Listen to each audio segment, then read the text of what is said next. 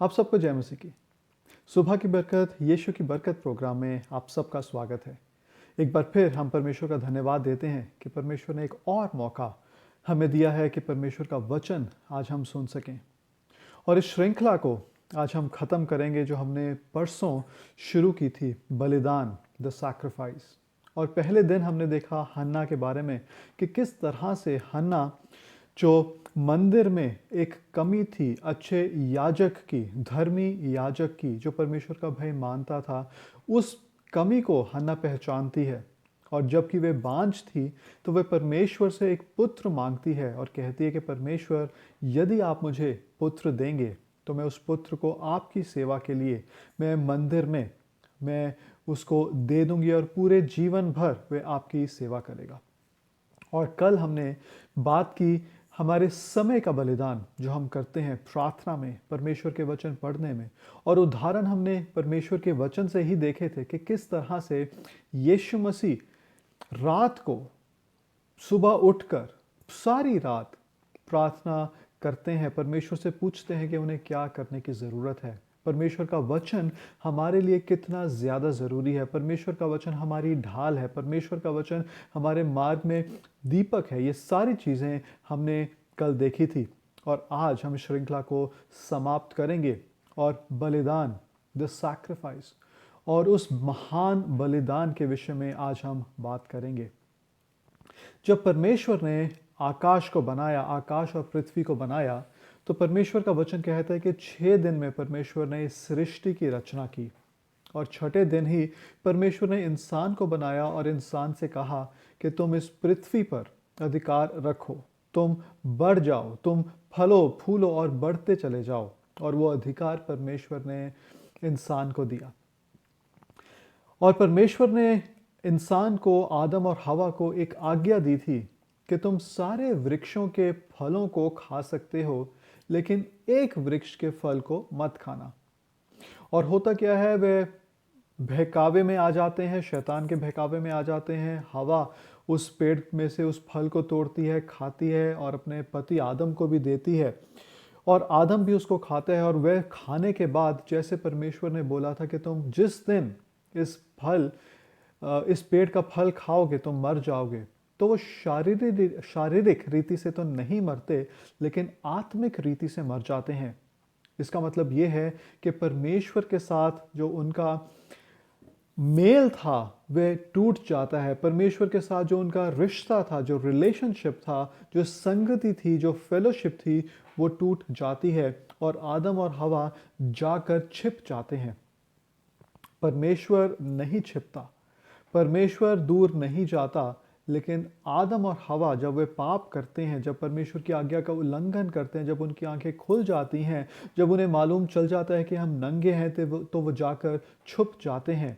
और परमेश्वर उनको ढूंढता हुआ उनके पास आता है और परमेश्वर कहता है, हे आदम तू कहाँ है।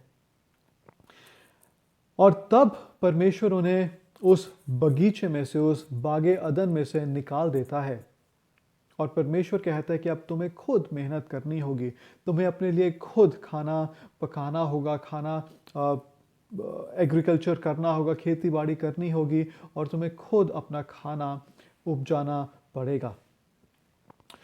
और वो लोग वहाँ से निकलते हैं, उनके परिवार आगे बढ़ते हैं, उनकी संतानें होती हैं और उसके बाद उनकी संतानें होती हैं और ये चलता चला जाता है। फिर एक समय ऐसा आता है कि जब इस पृथ्वी पर इतना ज़्यादा पाप हो जाता है, और पाप इस कारण से होता है क्योंकि वे परमेश्वर की आज्ञा को उन्होंने तोड़ा था और फिर वे अपनी मर्जी के अनुसार चलना शुरू कर देते हैं। परमेश्वर फिर क्या करता है, परमेश्वर उन्हें व्यवस्था देता है ताकि अगर वे व्यवस्था को पूरा करें तो उनके पाप जो हैं वो क्षमा हो जाएंगे। परमेश्वर उन्हें बलिदान करने के लिए कहता है और इसीलिए आज भी हम देखते हैं कि अलग अलग विश्वास में, अलग अलग धर्मों में बलिदान होते हैं। और बलिदान होते क्यों हैं? ताकि उनके पापों की क्षमा हो सके, पापों से हम लोगों को, इंसान को क्षमा मिल सके। लेकिन ये साल प्रति साल होता चला जा रहा था और फिर परमेश्वर इस बात को इंसान को बताना चाहते थे कि तुम अपनी कोशिश से, अपने एफर्ट्स से, अपने प्रयास से तुम मेरे साथ वापस नहीं जुड़ सकते। तुम्हारा जो संबंध है, वो तुम्हारी फेलोशिप जो है वो मेरे साथ दोबारा जुड़ नहीं सकती। और इसीलिए परमेश्वर एक योजना बनाते हैं जो कि पृथ्वी के आरंभ से ही पहले से ही बन गई थी, क्योंकि परमेश्वर सर्वज्ञानी है। परमेश्वर को मालूम था कि क्या होने वाला है। और वो योजना थी, परमेश्वर खुद इस पृथ्वी पर आकर मानव जाति के लिए अपना बलिदान करें। और यही हमारी श्रृंखला है, यही हमारी सीरीज है, द सैक्रिफाइस। और आज का जो शीर्षक है वो है महान बलिदान, सबसे बड़ा बलिदान जो किसी ने भी कभी भी चढ़ाया होगा। वो परमेश्वर जिसने इस आकाश को बनाया, इस पृथ्वी को बनाया, इस पृथ्वी में हर एक चीज को बनाया, पेड़ों को, पौधों को, पक्षियों को, जानवरों को, इंसान को बनाया, वो परमेश्वर इंसान के साथ मेल मिलाप चाहता था, संगति चाहता था। और ये अलगाव परमेश्वर से नहीं हो रहा था, परमेश्वर से, कि परमेश्वर के इंसान परमेश्वर से अलग रहे। परमेश्वर के लिए मुश्किल था कि इंसान परमेश्वर से अलग रह रहा है और अपनी कोशिश से इंसान परमेश्वर के साथ जुड़ नहीं सकता। और परमेश्वर उस योजना को पूरा करते हैं। और वो कैसे करते हैं? परमेश्वर ने पहले से ही वायदा कर दिया था कि एक मसीहा आएगा। और उस बागे अदन में जब स्त्री और आदम और हवा पाप करते हैं, तब से ही परमेश्वर ने बोल दिया था।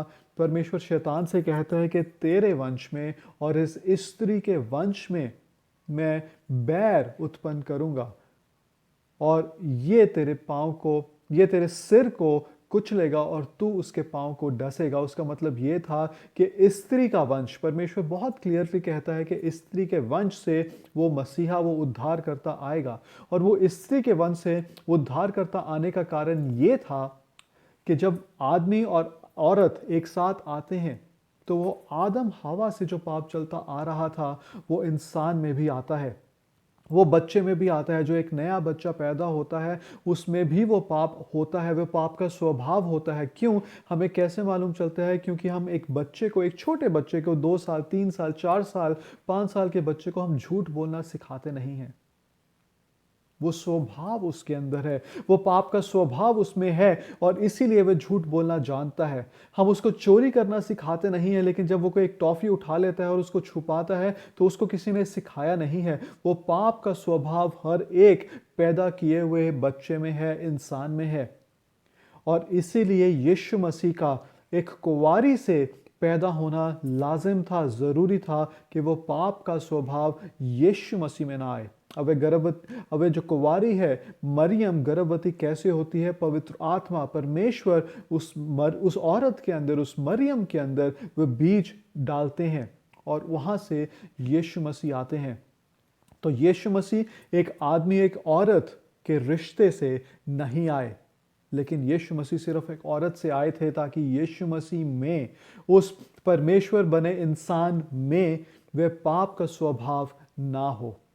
और इसीलिए यीशु मसीह को वो बलिदान चढ़ाना जरूरी था। इसीलिए यीशु मसीह का ही बलिदान, उस परमेश्वर का ही बलिदान हमें हमारे पापों से हमेशा हमेशा के लिए छुड़ा सकता था, बचा सकता था। आइए कुछ वचन हम पढ़ेंगे। इब्रानियों उसका 9 अध्याय का 12 वचन। और बकरों और बछड़ों के लहू के द्वारा नहीं, पर अपने ही लहू के द्वारा एक ही बार पवित्र स्थान में प्रवेश किया और अनंत छुटकारा प्राप्त किया। तो ये था यीशु मसीह का प्लान, ये था यीशु मसीह की योजना, ये थी परमेश्वर की योजना कि बछड़ों के लहू के द्वारा नहीं, बकरों के लहू के द्वारा नहीं, जो इंसान उस समय तक चढ़ाता आया था और उसके बाद भी चढ़ाता आ रहा है, जो लोग यीशु मसीह पर विश्वास नहीं करते हैं। लेकिन परमेश्वर का वचन कहता है कि उसने अपना लहू उस पवित्र स्थान में बहाया।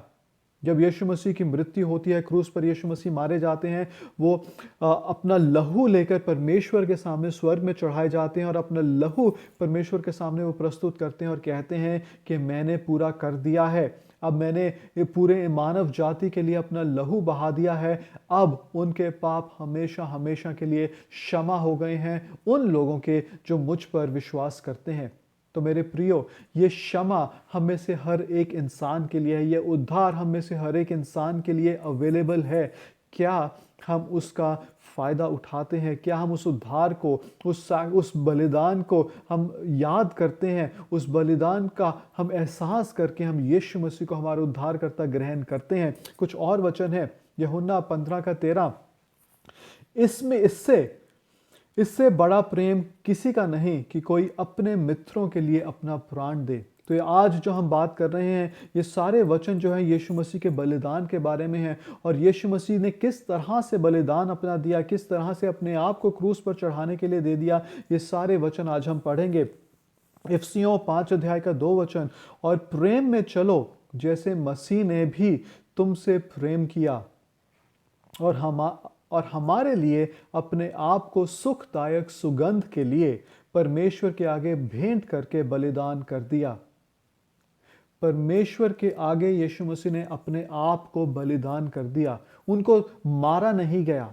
किसी इंसान की हिम्मत नहीं थी कि वह परमेश्वर के ऊपर हाथ डाले, लेकिन बाइबल कहती है कि परमेश्वर ने अपने आप को, यीशु मसीह ने अपने आप को बलिदान होने के लिए दे दिया, ताकि हमारा परमेश्वर के साथ जो है वो संबंध दोबारा जुड़ सके, हमारा परमेश्वर के साथ मेल मिलाप हो सके। पहला कुरिन्थियों 15:3 और 4 में लिखा है, इसी कारण मैंने सबसे पहले तुम्हें वही बात पहुंचा दी जो मुझे पहुंची थी कि पवित्र शास्त्र के अनुसार यीशु मसीह हमारे पापों के लिए मर गया और गाड़ा गया और पवित्र शास्त्र के अनुसार तीसरे दिन भी जी उठा। तो यीशु मसीह ही हमारे पापों के से क्षमा पहुंचाने के लिए, हमारे पापों की क्षमा के लिए यीशु मसीह ने खुद अपने आप को बलिदान होने के लिए दे दिया। तीतुस उसका 2 अध्याय 14 में लिखा है, जिसने अपने आप को हमारे लिए दे दिया कि हमें हर प्रकार के अधर्म से छुड़ा ले। तो परमेश्वर ने ही हमें हर प्रकार के अधर्म से छुड़ा लिया है। आज इंसान कर क्या रहा है? इंसान सिर्फ अपने लिए ही जी रहा है। एक सेल्फिश मोटिव रखकर, मैं क्या पहनूंगा, मैं क्या खाऊंगा, मेरा परिवार क्या करेगा, मैं क्या पहनूंगा, सिर्फ अपने बारे में ही सोचते हैं।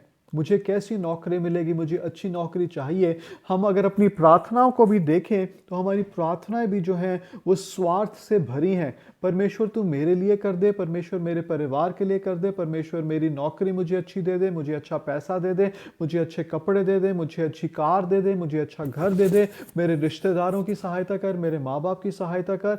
हमारी प्रार्थनाएं भी आज सिर्फ स्वार्थ से ही भरी हैं। लेकिन परमेश्वर का वचन क्या कहता है?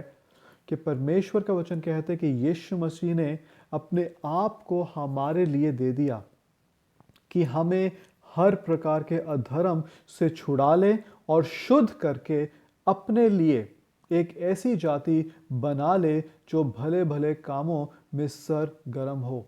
तो परमेश्वर की यही योजना है कि हम शुद्ध किए जाएं, और इस शुद्धिकरण में हम कुछ भी नहीं कर सकते।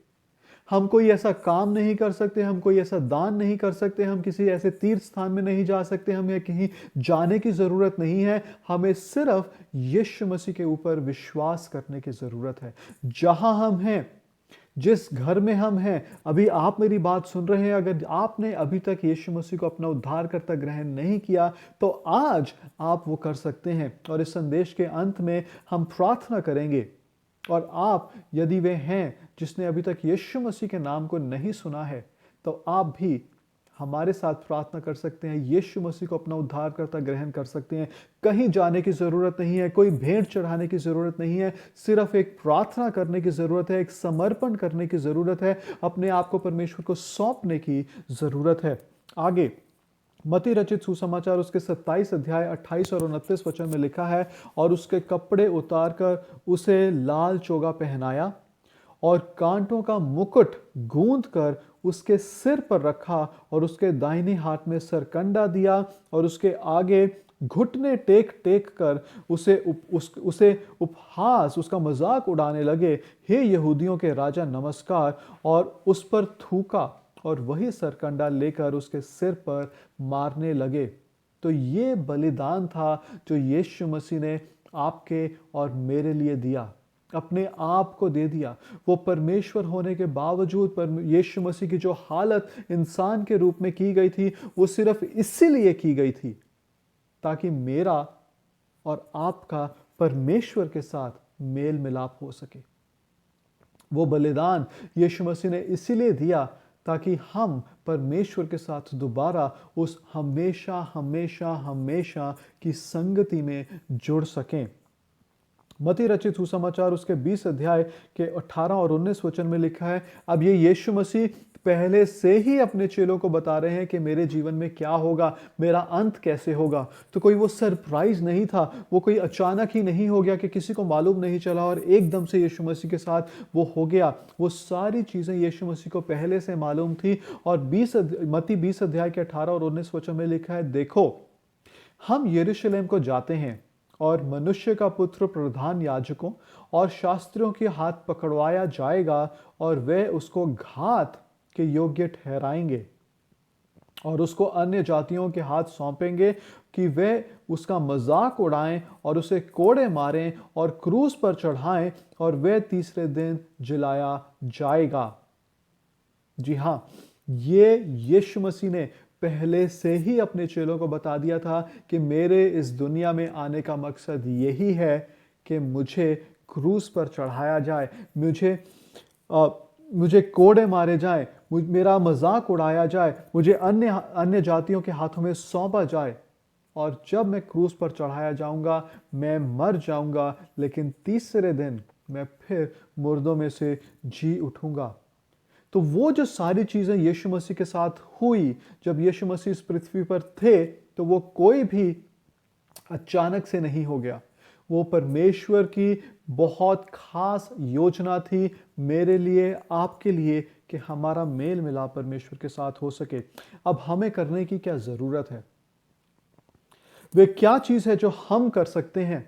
उस बलिदान को जो परमेश्वर ने किया, अपने आप को बलिदान कर दिया, यीशु मसीह को इंसान के रूप में हमारे लिए इस पृथ्वी पर भेज दिया, तो हमें क्या करने की जरूरत है? परमेश्वर का वचन यूहन्ना उसके 3 अध्याय के 16 वचन में कहता है, क्योंकि परमेश्वर ने जगत से ऐसा प्रेम किया कि उसने अपना इकलौता पुत्र दे दिया ताकि जो कोई उस पर विश्वास करे वह नाश ना हो परंतु अनंत जीवन पाए। जो कोई का मतलब है जो कोई भी इंसान, किसी भी देश का इंसान, किसी भी जाति का इंसान, किसी भी मुल्क का इंसान, किसी भी रंग का इंसान, किसी भी डील डॉल का इंसान, कोई भी यीशु मसीह पर अगर विश्वास करेगा कि यीशु मसीह मेरे पापों के लिए इस संसार में आए, मेरे पापों के लिए क्रूस पर चढ़ाए गए, मारे गए और तीसरे दिन मुर्दों में से जब वे जी उठे, तो मुझे भी परमेश्वर के साथ अनंत जीवन के लिए परमेश्वर ने भागी कर दिया है। हमें सिर्फ यीशु मसीह पर विश्वास करने की जरूरत है। परमेश्वर ने जगत से ऐसा प्रेम किया कि जो कोई उस पर विश्वास करे। तो कैसा प्रेम किया परमेश्वर ने अपने इकलौते पुत्र को हमारे लिए दे दिया। हन्ना के जीवन से हमने देखा था इस श्रृंखला के पहले भाग में कि हन्ना परमेश्वर की सेवकाई के लिए अपने एक ही पुत्र, अपने पहले पुत्र को दे देती है और कहती है कि परमेश्वर, मैं इसे तेरे लिए मैं सौंपती हूं ताकि ये तेरे मंदिर में तेरी सेवा कर सके। लेकिन उससे बहुत बढ़कर परमेश्वर ने वो बलिदान किया। परमेश्वर खुद इंसान बनकर इस पृथ्वी पर आए, वो बलिदान किया, अपने आप को बलिदान कर दिया ताकि मेरा आपका परमेश्वर के साथ वे संबंध हो सके। पहले यूहन्ना उसके 2 अध्याय के 2 वचन में लिखा है, और वही हमारे पापों का प्रायश्चित है, और केवल हमारे ही नहीं वरन सारे जगत के पापों का भी। पूरे संसार के पापों का प्रायश्चित यीशु मसीह है। अब मुझे पाप में जीने की जरूरत नहीं है। जब हम यीशु मसीह को हमारा उद्धारकर्ता ग्रहण करते हैं तो हमारे अंदर जो आत्मा है वो पवित्र आत्मा के साथ, परमेश्वर के आत्मा के साथ वह मेल खाता है, वह जुड़ जाता है और परमेश्वर से सुनना शुरू कर देता है। लेकिन हम फिर भी पाप क्यों करते रहते हैं यीशु मसीह को अपना उद्धारकर्ता ग्रहण करने के बाद? वो इसलिए क्योंकि जो हमारा प्राण है, हमारा सोल जो है, हम उसको ज्यादा अधिकार देते हैं। हम अपने अपने आत्मा को हम अधिकार नहीं देते, हम अपने प्राण को हम अधिकार देते हैं अपने शरीर के जरिए। और इसीलिए हमारे लिए जरूरी है कि हम परमेश्वर का वचन पढ़ें, परमेश्वर के साथ संगति करें, हम प्रार्थना करें, परमेश्वर के वचन में लौलीन रहें, ताकि जो हमारा अंदर का प्राण है, जो हमारी सोच है, जो हमारे इमोशंस हैं, जो हमारा अंडरस्टैंडिंग है, जो हमारा माइंड है, ये सारे मिलाकर हमारे प्राण को, हमारे सोल को बनाता है। हमारा जो प्राण है, हमारा सोल जो है, वो पर हमारे आत्मा के अधीन हो सके, परमेश्वर के आत्मा के अधीन हो सके। बहुत से लोग ये सवाल पूछते हैं कि जब मैंने यीशु मसीह को ग्रहण किया तो फिर भी मैं पाप क्यों करता रहता हूं? या किसी और का वे जिक्र करते हैं, किसी और को रेफर करते हैं कि उसने यीशु मसीह को अपना उद्धारकर्ता ग्रहण किया था, लेकिन आप उसके जीवन को तो देखें, उसका जीवन कितना खराब है, उसका जीवन एक नमूना नहीं है, उसका जीवन एक एग्जाम्पल नहीं है। मेरे प्रियो, उसका कारण यही है कि हम अपने इमोशंस, हम अपने अंडरस्टैंडिंग, हम अपने माइंड, हम अपने सोच विचार से ही हमारे जीवनों को जीते चले जाते हैं। हम अपने आत्मा को कंट्रोल नहीं करने देते। परमेश्वर का वचन कहता है कि जो आत्मा के चलाए चलते हैं वे परमेश्वर के पुत्र कहलाएंगे। तो हमें आत्मा के चलाए चलना है, हमें प्राण के चलाए नहीं चलना, हमें हमारे सोल के चलाए नहीं चलना, हमें आत्मा के चलाए चलना है। क्योंकि हमारे अंदर में जो आत्मा है वह पवित्र आत्मा के साथ, परमेश्वर के आत्मा के साथ वह डायरेक्ट कांटेक्ट में है। और जब हम उस कांटेक्ट में रहते हैं और वहां से, उस सोर्स से हम भोजन पाते हैं, अपना आत्मिक भोजन पाते हैं, हम शक्ति पाते हैं, हम ताकत पाते हैं, हम बुद्धि पाते हैं, हम समझ पाते हैं, तो हम परमेश्वर के वचन के अनुसार हम जी भी पाएंगे।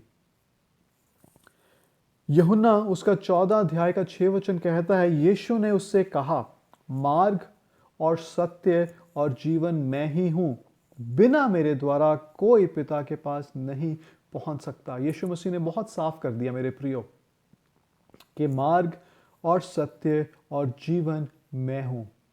एकमात्र मार्ग परमेश्वर तक पहुंचने का, उस अनंत जीवन तक पहुंचने का, यीशु मसीह के साथ रहने का, परमेश्वर के साथ रहने का मार्ग यीशु मसीह कहते हैं मैं ही हूं।